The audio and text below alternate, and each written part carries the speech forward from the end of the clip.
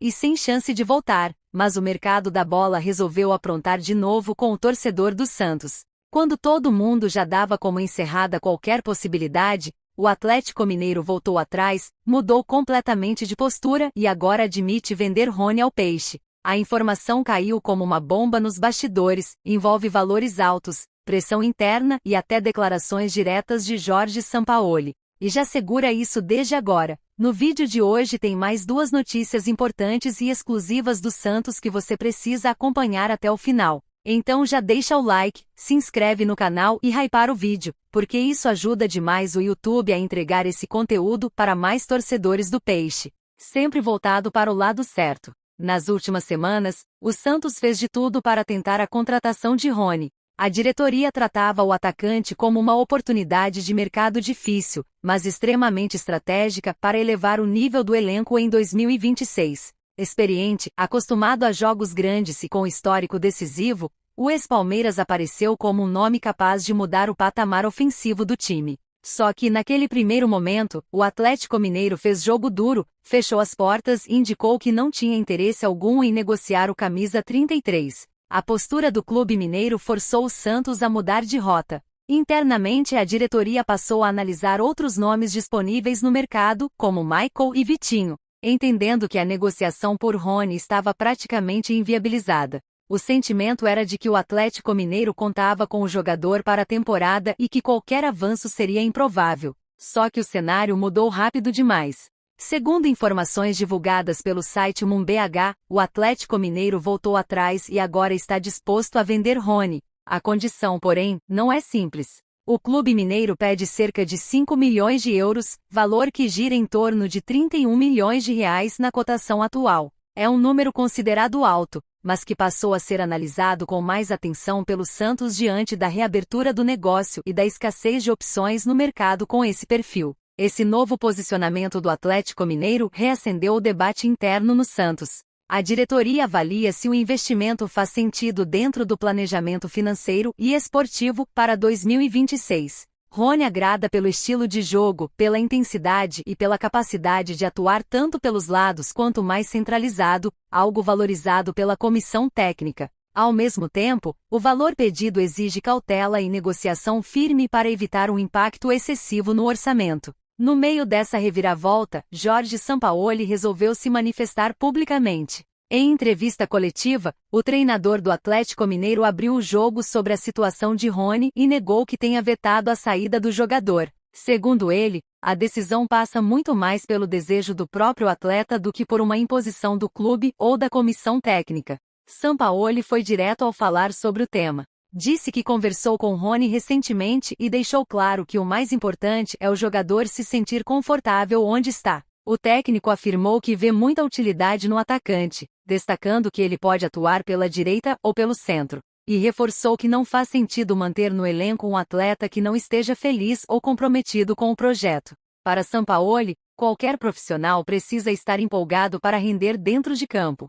Essas declarações tiveram forte repercussão e foram interpretadas como uma abertura clara para uma possível negociação, desde que as condições sejam atendidas. Rony, que marcou 13 gols em 2025 e teve boas atuações ao longo da temporada, passou a ser visto como um jogador com futuro indefinido no Atlético Mineiro, o que fortalece a posição do Santos na mesa de negociação. Enquanto isso, o Peixe segue se movimentando em várias frentes no mercado. A diretoria trabalha paralelamente na reformulação do elenco, com uma nova lista de dispensas sendo montada e ajustes acontecendo para abrir espaço na folha salarial. O objetivo é claro: encontrar equilíbrio financeiro sem perder competitividade, principalmente em um momento em que o clube busca dar um salto de qualidade. A possível chegada de Rony se encaixa exatamente nesse contexto. Não se trata apenas de mais uma contratação, mas de uma aposta pesada em um nome que já provou seu valor em grandes clubes e decisões importantes.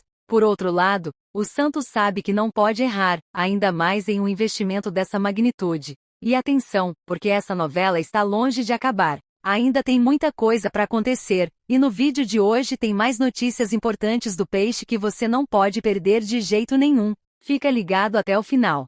Segunda notícia. Uma notícia inesperada agitou os bastidores do Santos poucas horas antes do clássico contra o Palmeiras e mudou o cenário do jogo. Gabriel Menino teve o nome publicado no bid da CBF e está oficialmente liberado para atuar nesta quarta-feira. A liberação caiu como um reforço surpresa para a comissão técnica e imediatamente passou a ser um dos assuntos mais comentados entre os torcedores, principalmente pelo peso simbólico do confronto. O Santos vem embalado neste início de temporada. A vitória sobre o Novo Horizontino na estreia do Campeonato Paulista não trouxe apenas os 3 pontos, mas também mostrou um time com poder de reação, intensidade e capacidade de competir mesmo em momentos adversos. Esse contexto aumentou a confiança do elenco para o duelo contra o Palmeiras, considerado um teste muito mais pesado logo na segunda rodada do estadual. Diante de um adversário apontado como um dos elencos mais fortes do país, qualquer detalhe faz diferença.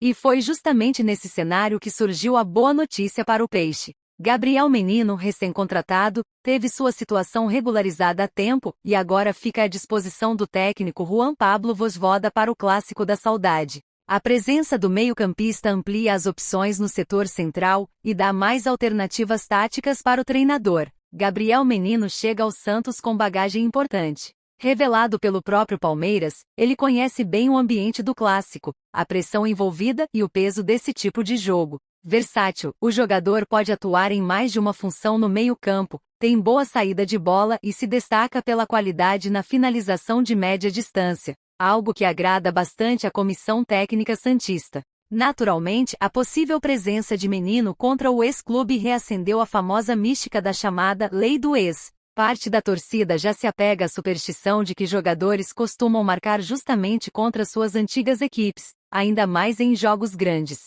Embora isso não passe de crença popular, o tema ganhou força nas arquibancadas e nas redes sociais desde a confirmação da regularização. Dentro do clube, o discurso é mais cauteloso. A comissão técnica avalia a condição física do atleta e entende que, mesmo estando disponível, ele pode iniciar a partida no banco, sendo utilizado conforme o andamento do jogo. Ainda assim, a simples possibilidade de contar com Gabriel Menino já é vista como um ganho importante, especialmente em um clássico onde o meio-campo tende a ser muito disputado. O elenco do Santos, aliás, vem sendo tratado internamente como mais qualificado do que muitos imaginavam no início da temporada. Mesmo sem Neymar, o grupo conta com jogadores experientes, jovens em ascensão e reforços que chegaram para elevar o nível competitivo. A avaliação é de que o time tem condições reais de surpreender, desde que mantenha organização, intensidade e concentração ao longo dos 90 minutos. No setor ofensivo, a grande esperança segue sendo Gabigol.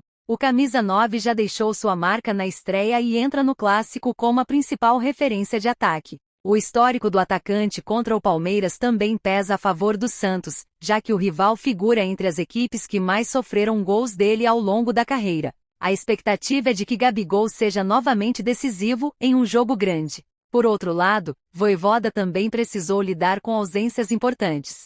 Bilal e Alexis Duarte ficaram fora dos planos para o clássico.